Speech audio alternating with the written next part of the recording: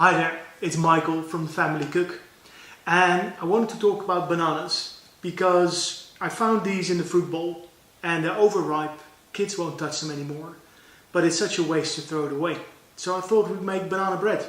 What do you think? It's pretty easy to make and everybody loves it, so why not? Let's make banana bread.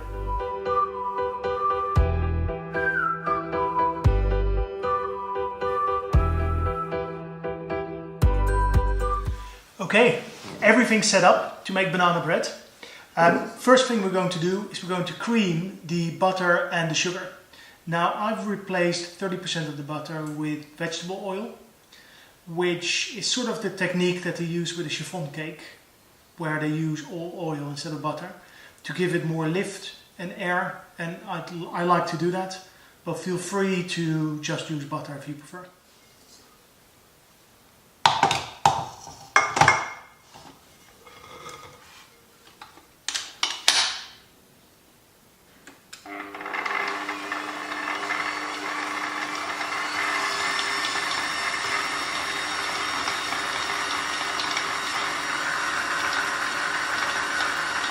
Now the butter needs to be at room temperature, and whilst this is creaming, I've turned on the oven at 180 to preheat, and I've also lined this tin with butter.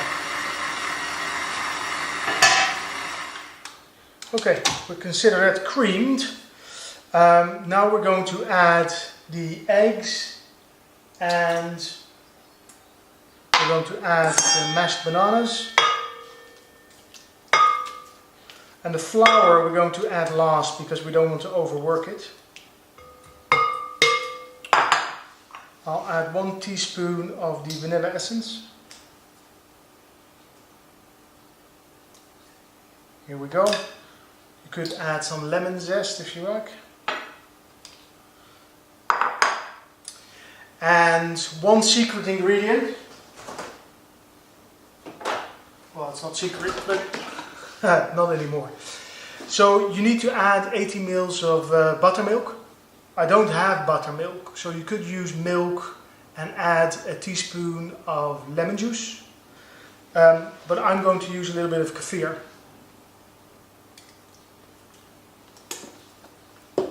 So we're going to mix this.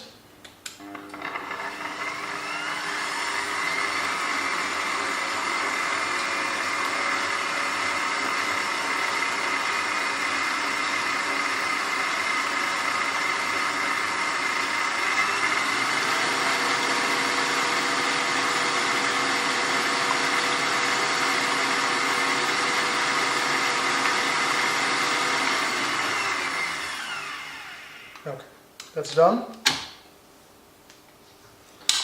And the flour we're going to mix in by hand.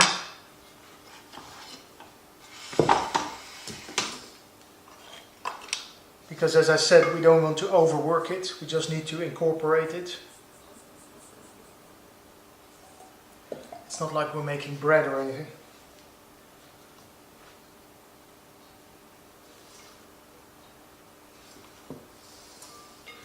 Okay. We're basically folding the flour in, and it's not as delicate as when you do it with like egg whites or something, but you still want to minimize the amount of folding or beating.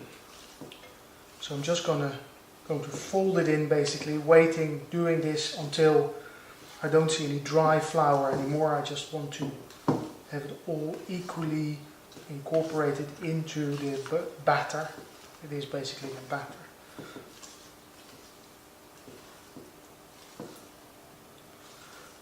And that is it basically.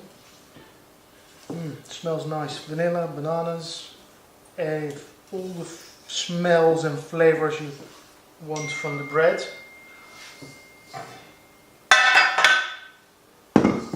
So here we go. We're going to put it in the tin. Now I've used this square tin. You can use like a little bread tin or something, but I prefer this because I know that the kids like a bit of crust, and then it's more like a tray bake this way, so you have these little squares, and I'll take a couple to school for after the school run. Sometimes if I feel generous, might dip them into melted chocolate or something. Or you could put some chocolate chips in here as well. Banana and chocolate go very well together, obviously.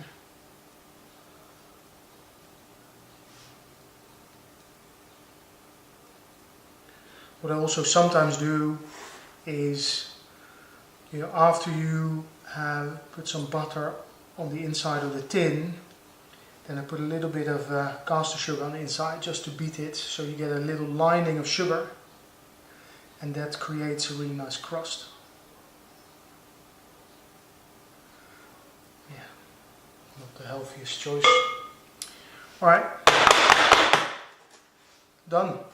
This is going into the oven, and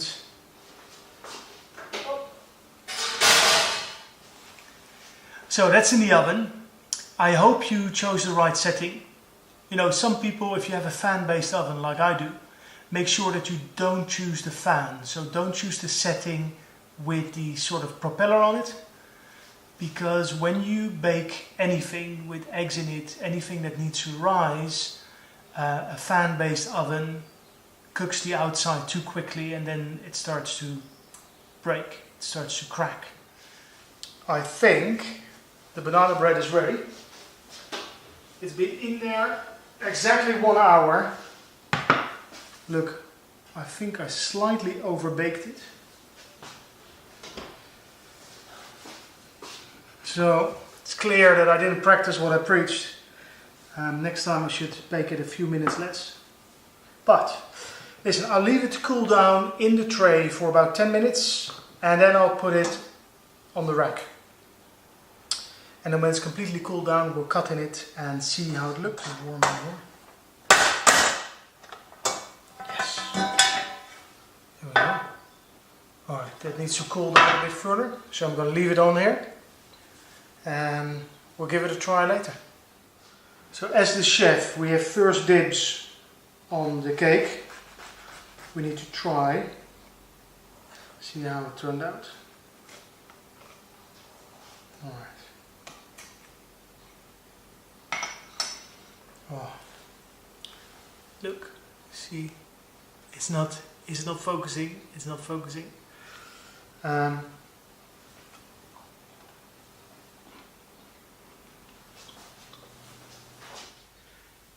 wasn't too difficult, was it? I mean, since I've started making banana bread, I've never thrown an overripe banana away. Now, if I don't have 4 or 5 bananas to make banana bread, I probably use them to make ice lollies, ice cream, or smoothies. Listen, there are so many options. Please don't throw them away anymore, and make some lovely banana bread.